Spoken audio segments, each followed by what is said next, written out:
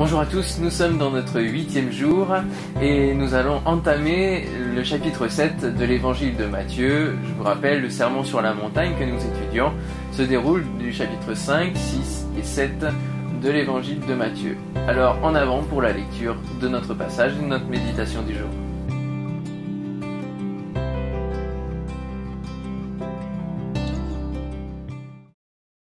Nous faisons donc la lecture du chapitre 7, versets 1er à 12, dans la version Parole vivante, toujours la transcription Parole vivante d'Alfred Cohen.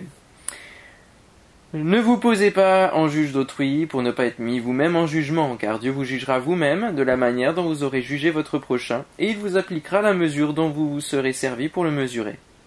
Pourquoi concentres-tu tes regards sur la poussière de sueur que tu as remarquée dans l'œil de ton frère, alors que tu ne t'en rends pas compte qu'il y a une grosse poutre dans le tien?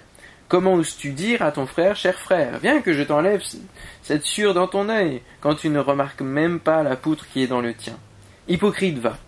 Commence donc par retirer la poutre de ton œil, alors tu y verras assez clair pour ôter la sueur de l'œil de ton frère.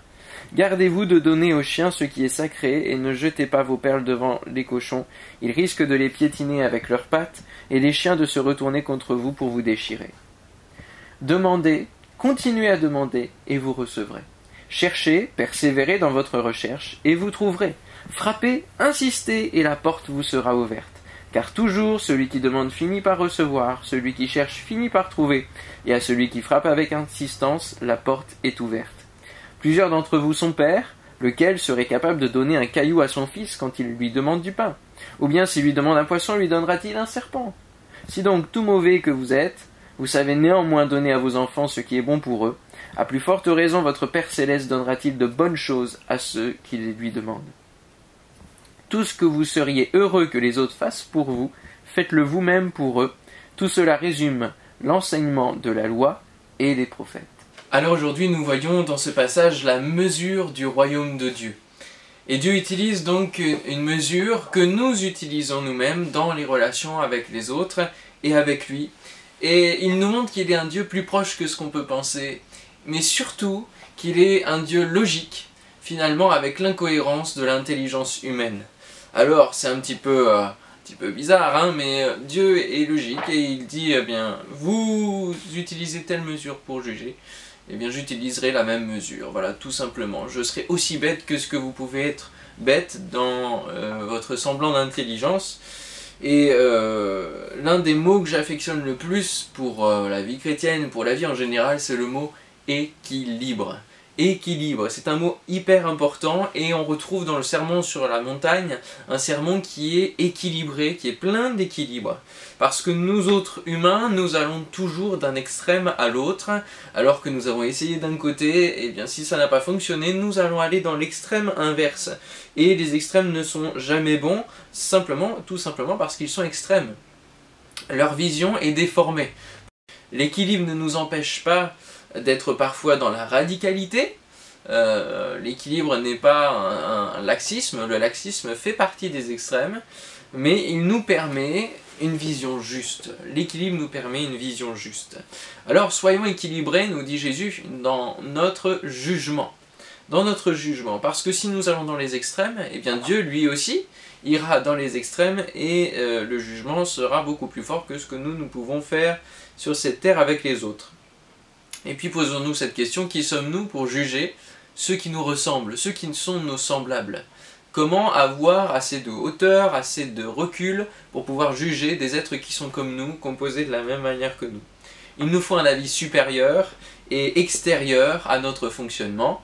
Dieu par exemple, qui peut appliquer une justice parfaite et qui vient l'amener au travers de Jésus. Car le problème est que la nature humaine penche toujours vers ce qui est plutôt malsain que du côté sain.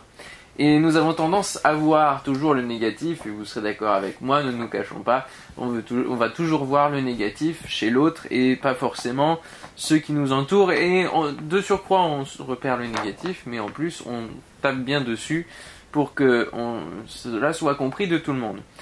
Et souvent, le plus malheureux, c'est que tout cela déborde en dehors de l'Église. Et le témoignage qu'ont ceux qui ne connaissent pas Dieu, eh bien, n'est pas bien brillant de notre part. Alors souvent, Nous disons sur la base de ce verset, eh bien ne jugeons plus, laissons les choses faire parce que je ne dois pas juger moi-même, il ne faut pas juger, il ne faut pas juger. Bon, il faut là aussi remettre un peu d'équilibre par rapport à la cohérence de l'ensemble de la parole de Dieu et même dans la cohérence du discours de Jésus, puisque Jésus dira qu'il faut dénoncer le péché, qu'il soit dans l'église, que ce soit l'adultère, le mensonge, le coucher avant le mariage, etc. On pourrait avoir toute une liste d'exemples à citer. Cela, il faut le dénoncer, ne pas le laisser faire dans l'église, mais bien sûr, il faut utiliser l'échelle des sanctions que Jésus a définie dans Matthieu, chapitre 18, versets 15 à 18, qui nous dit que si l'on voit quelqu'un dans le péché, eh bien nous allons premièrement avec lui, et nous essayons de le raisonner, et s'il nous écoute et qu'il se repente, tout va bien. Mais s'il ne nous écoute pas et qu'il continue à pratiquer le péché et que cela est un porte-à-faux pour l'Église, il faut prendre des témoins et régler l'affaire avec quelques témoins. Puis si ça ne suffit pas, il faudra aller jusqu'à l'exclusion de l'Église si la personne ne se repent pas et continue à se fourvoyer volontairement dans le péché.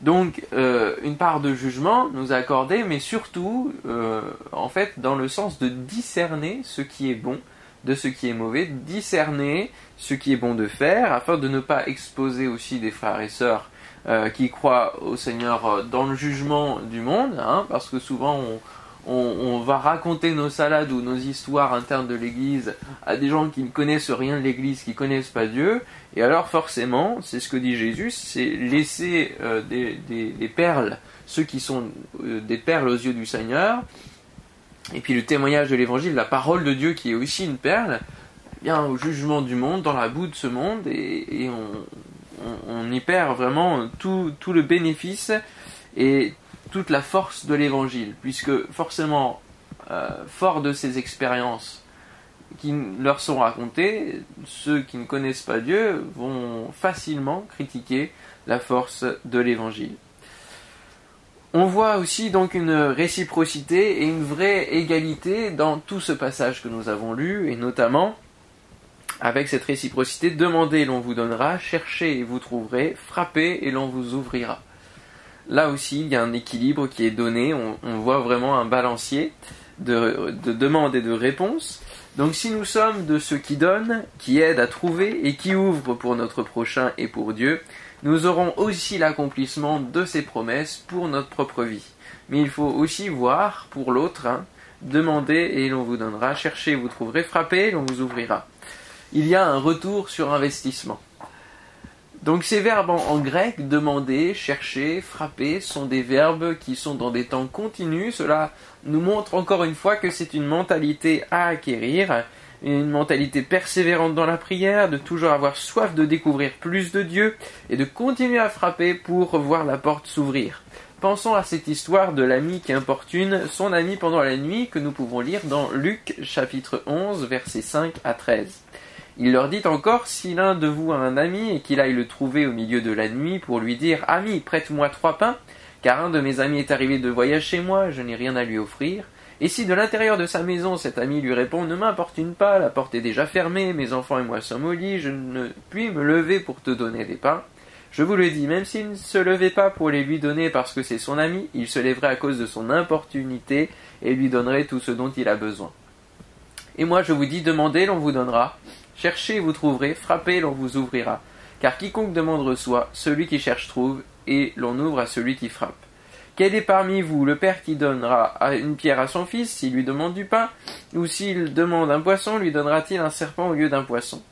Ou s'il demande un œuf, lui donnera-t-il un scorpion? Si donc méchant comme vous l'êtes, vous savez donner de bonnes choses à vos enfants, à combien plus forte raison le Père Céleste vous donnera-t-il le Saint-Esprit à ceux qui le lui demandent? Vous cherchez le baptême dans le Saint-Esprit, vous avez soif de plus de Dieu, eh bien continuez, persévérez. Comme si j'ai l'habitude de le dire, percez et vous verrez. C'est important de pouvoir persévérer dans la prière. Jésus nous y invite à plusieurs reprises dans les évangiles. Nous ne devons pas nous lasser et toujours avoir cette mentalité de chercher plus du Seigneur. Une condition que nous devons appliquer dans notre vie et qui est le verset 12, qui est vraiment un autre verset important du sermon sur la montagne, c'est tout ce que vous voulez que les hommes fassent pour vous, faites-le de même pour eux, car c'est la loi et les prophètes. Je pense qu'on devrait aussi retenir ce verset, retenir sa position dans l'Évangile. Matthieu 7, 12, « Tout ce que vous voulez que les hommes fassent pour vous, faites-le de même pour eux. » Tout ce que vous voulez que les hommes fassent pour vous, faites-le de même pour eux. On a encore une fois de plus la réciprocité et l'équilibre de la parole de Dieu et des principes divins. La loi de Dieu met au même pied d'égalité chaque être humain et punit tout homme qui se permet de tuer son frère, de déshonorer ses parents. Elle est comme une équerre qui vient nous remettre vraiment tous alignés à la même pied d'égalité. Nous sommes tous pécheurs, nous avons tous besoin de la grâce de Dieu.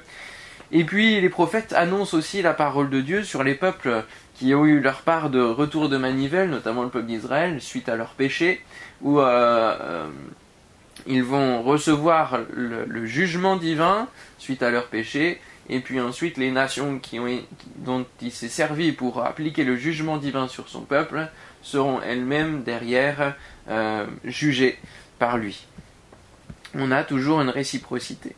Tout ce que vous voulez que les hommes fassent pour vous, faites-le de même pour eux. Alors si vous voulez être respecté, eh bien respectez à votre tour. C'est tout aussi simple, c'est une logique de société, ce sont des valeurs morales de la société, mais qui se liquéfient en ce moment, et nous devons les remettre en valeur et remettre vraiment la parole de Dieu en avant. La cohérence avec l'Ancien Testament demeure. Et le Nouveau Testament ne va pas sans l'Ancien Testament. Il y a aussi là dans ces deux testaments une réciprocité et un équilibre qui est donné.